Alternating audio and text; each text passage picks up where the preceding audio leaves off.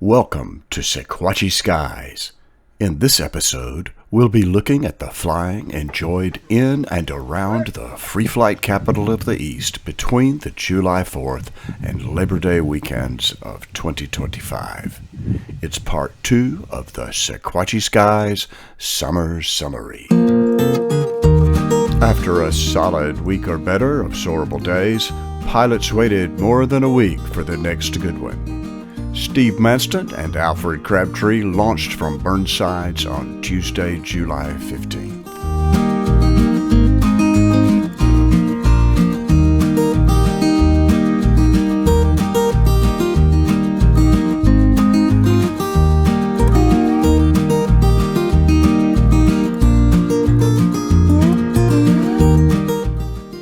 Magenta Gibson took these pictures from the TTT radial round of Alfred flying with her husband Jim.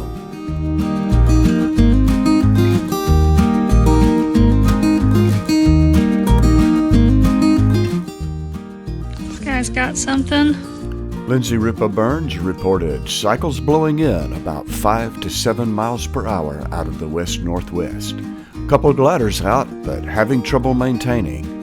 Birds are soaring. Seems possible with luck and good light lift skills. Steve Manston certainly demonstrated the possibility, but no telling how long it took him to get this high. He said it was a smoking hot day and the air conditioning was above. Launch conditions were acceptable by midday on Sunday, July 20th. Colin Hodgson got a sled run in by early afternoon. Tyler Burns reported a light west with stronger cycles and larger cumulus threatening overdevelopment at launch by 2 o'clock. After launching at Burnsides, he crossed the gap to climb above the old southwest site overlooking Highway 111. Steve Manston reported showers south of Dunlap, the gust front from which likely contributed to the velocity-producing ridge lift to keep them up a little while over 111 and the southwest side. But they bailed on it when another towering cumulus developed over Dunlap. The sunrises of summer are often accompanied by a cotton carpet stretching across the valley below launch. By a little later in the morning of July 22nd, it had evaporated sufficiently to allow safe navigation to the LZ and a flight above the clouds requiring no climb. In the afternoon, Steve Manston proclaimed, "Absolutely perfect soaring conditions, with climbs to 4,500 MSL. Jim Gibson and Debbie Fulford flew from the radial ramp and maintained some altitude above launch with their hang gliders for a while. An unidentified pilot offered sunset entertainment out front with some powered paraglider aerobatics. If you recognize the sail, let us know in the comments. PPG. All right, is he going to do wing overs? Oh, if you could only know the G's that those things pull. Ow! Dude, that guy's insane. Ow! Oh, I'd throw up. Telltales indicated light northwest at sunrise on Sunday, July 27th. Colin Hodgson reported Sean Blanton and Alfred Crabtree launching by 9 o'clock. Lindsay Ripa Burns said, "It's on," and there were lots of gliders up by 2 o'clock. But a flush cycle put her in the field within the hour. Tom Pruitt answered her ride request. Curly Dunn, Colin Hodgson, and Reed Sparks were quick to the rescue after Dick Malton proved his treetopperness by sticking his paraglider in the trees following a blown launch at Burnsides.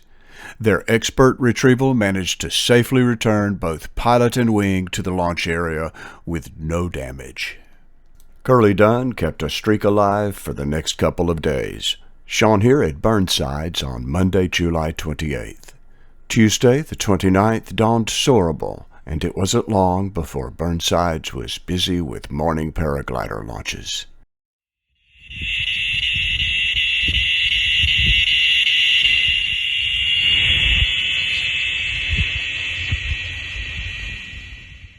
Velocity and cumulus continued to build toward early afternoon. Curly skied out, then, according to Katie Dunn, had some trouble getting down for his top landing at Burnsides. They said he was doing things that was beyond comprehension. I was pretty tied into those trees. Oh. I've had that happen. Just like sliding down subconsciously. Oh, there's a Slowly gust. coming down. It's a bit gusty though. I've been there so many times, that's when I just land down below.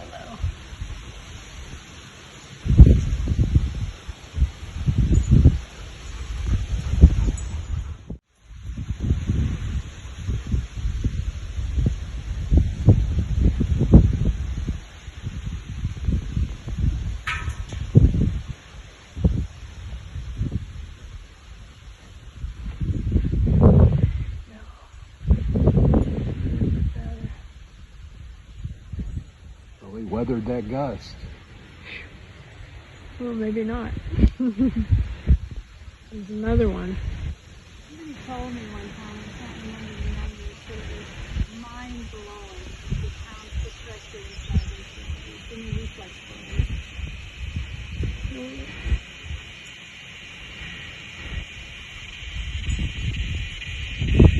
What was it, cicada? Yeah.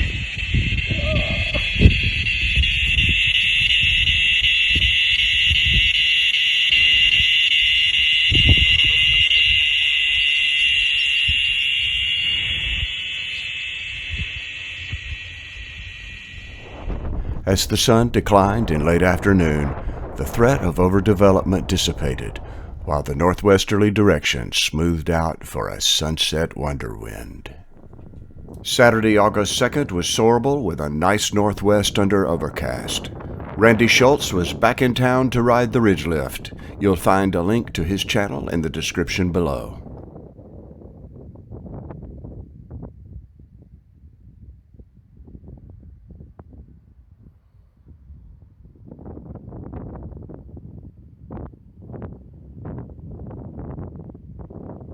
Steve Manston reported getting 45 minutes when the clouds parted at Whitwell on Sunday, August 10th. He said there were a couple of hang gliders in the air before the clouds returned and shut it down with a flush cycle. But it wasn't long before the Sequatchie skies over Whitwell were crowded again when it turned on later in the afternoon. Clouds were abundant at Whitwell on Monday, August 11th, but one pilot described it as wonky weather turned wonderful. Steve Manston reported 2 half-hour soaring sessions around midday, then a 3-hour flight in the afternoon in which he had to sink to get down. Sean Blanton arrived later, but early enough to squeeze in over an hour and a half of airtime. And you know what? This will probably go till sunset. Too bad for him. We're about to go get a beer and a burger down at the Landing Zone Cafe. So, all day, it was kind of overcast, but the whole time, from just south of Henson Gap, just on the north side of Star Gap, there was a sunshine line. And if you could have jumped Star Gap, you could have gone. Unbelievable. But it still turned on out here about 1 o'clock, full on, and we had 3+ hours easy. Just a great time. As summer ripens in the Sequatchie Valley, free flight in the Sequatchie skies can become a dangerous dance dodging overdevelopment and thunderstorms. Thursday, August 14th looked promising early, but Katie Dunn reported blowing in but not soarable yet by around midday. Apparently, marginal conditions offered marginal soaring for paragliders at Burnsides, but not nearly enough to keep a hang glider aloft. Cumulus clouds were already achieving some height by 10:30 in the morning of Friday, August 15th. By late afternoon, showers were visible marching up the opposite plateau. Paraglider pilots prepared to launch at Burnsides despite thunderstorms on the horizon. Very nice, man. Textbook.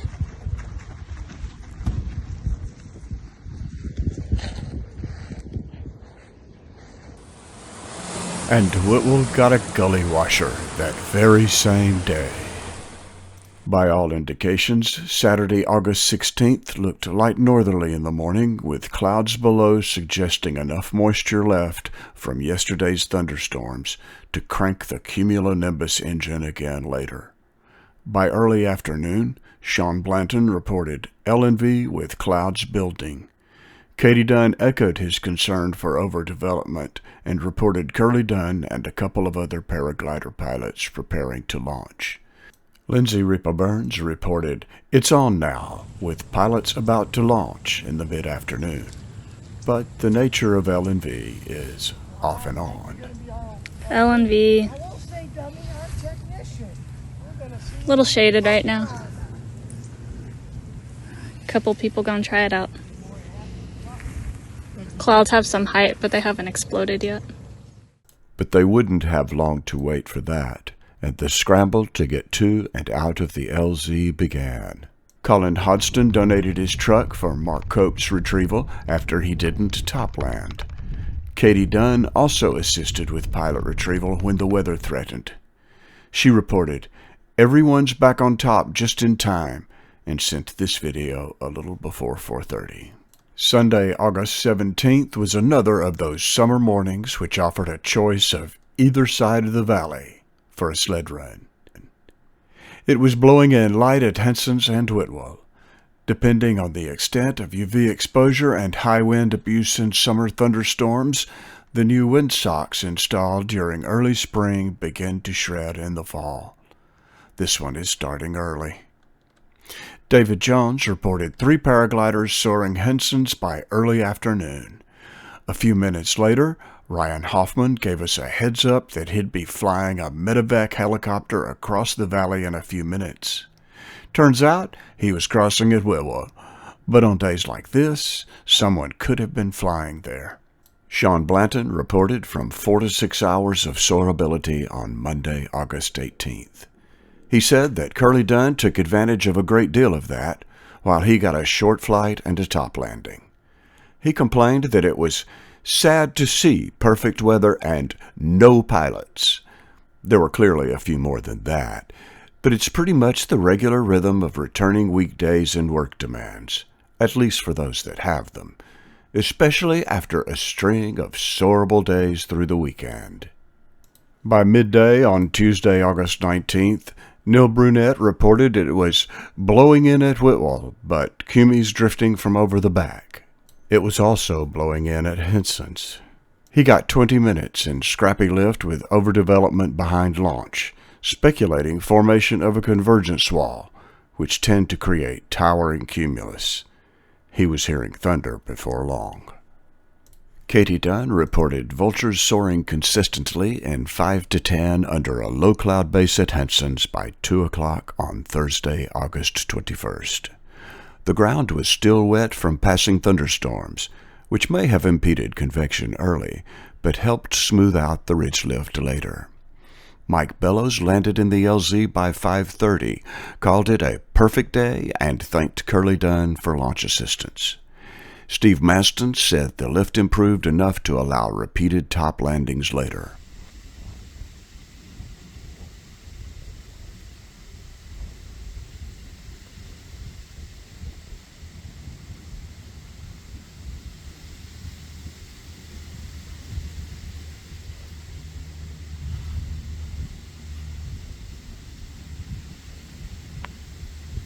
My expert late afternoon launch crew were Bill Colvin on the left wire, Curly Dunn on the right wire, and Colin Hodgson on the kill, with Monty Wolford standing by.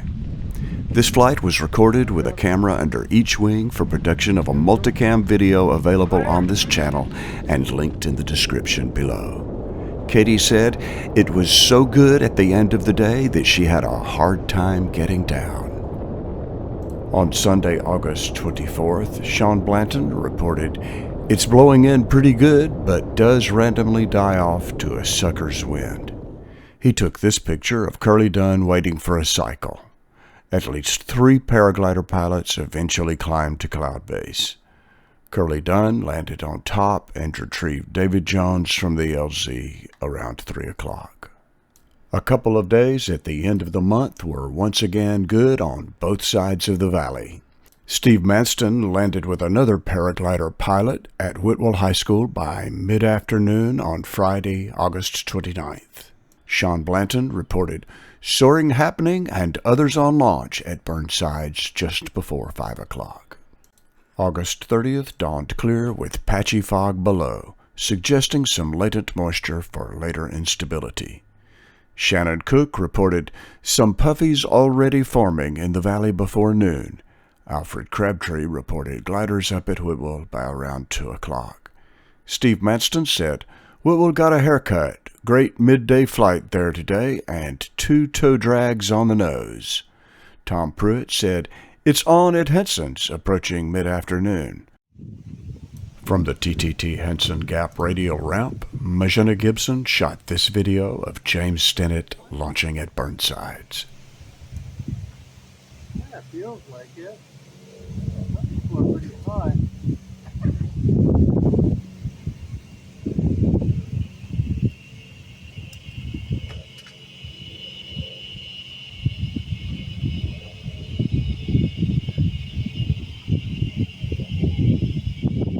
Doug Herron got flushed while playing south around Cordell's by 3, ending up along East Valley Road. Paragliding instructor Alejandro Albornoz demonstrated exemplary technique with a top landing at Burnsides.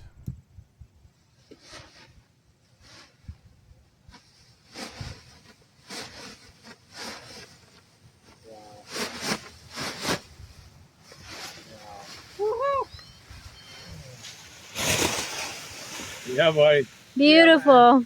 Nice.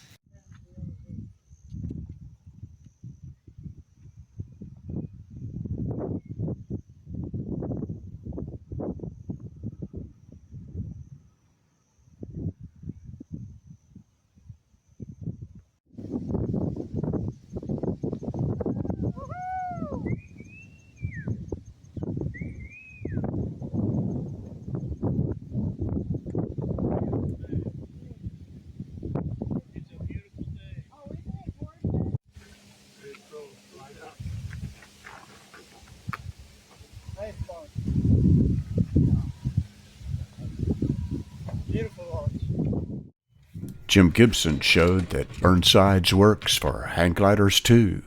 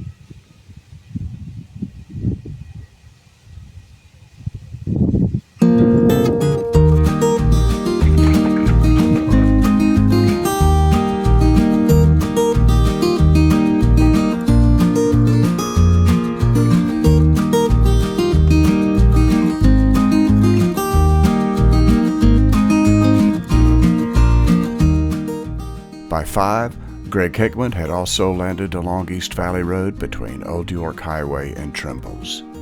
David Jones landed in the Henson's LZ by 6 o'clock. Alex Markelov made it a good bit farther, finding his LZ past Marion County Airport near Jasper. And according to James Stennett, Dalton Nagel went all the way with a sweet run from the radial ramp to Lookout.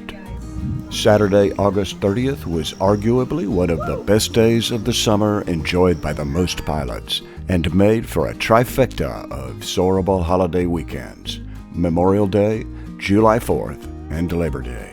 Sunday, August 31st was L&V, and Monday, September 1st was Southwest and Stable. Pilots who'd enjoyed a few days of excellent soaring in the last week of summer found other amusement for the rest of Labor Day weekend. By all accounts, it was a summer of significant soaring over the free flight capital of the East. Thanks for watching this episode of Sequatchie Skies. If you like what you saw, please hit the like button so more may see. Hit the subscribe button for notification of the next episode. Send or link us your photos, videos, and flying stories so that your aerial adventures may be featured here. As we climb our mountains, spread our wings, and walk away from the earth, there are no insignificant flights. So let us know about yours, and perhaps we'll see you in the sky.